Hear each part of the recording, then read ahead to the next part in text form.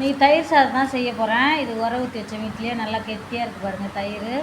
அதுக்கு முதல்ல வந்து சாப்பாட்டை வடிச்சிக்கலாம். வடித்து வச்சுட்டு ஒரு வாணலில் எண்ணெய் ஊற்றி கடுகு போட்டு பச்சை மிளகாய் போட்டு நல்லா அது பச்சை மிளகாய் பொரிய விட்டு கருவேப்பிலை போட்டு அதுவும் நல்லா பொரிய விட்டு அந்த வாணல்லே அப்படியே சோத்தை எடுத்து கொட்டி உப்பு போட்டு அப்படியே தயிர் கெட்டியான தயிர் எடுத்து ஊற்றி அப்படியே கிளறி அதை அமுக்கி ஓரமாக வச்சிட வேண்டியதான். தயிர் சோறு ரெடி ஆகிடுச்சு.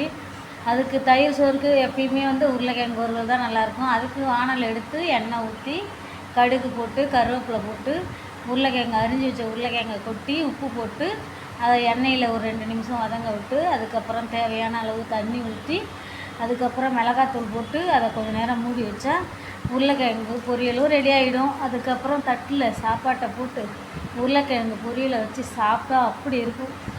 யாருக்கெல்லாம் இந்தமாரி சாப்பிட பிடிக்கும்? என்னோடய சேனலை லைக் பண்ணுங்கள், சப்ஸ்கிரைப் பண்ணுங்கள், ஃபாலோ பண்ணுங்கள். பாய்.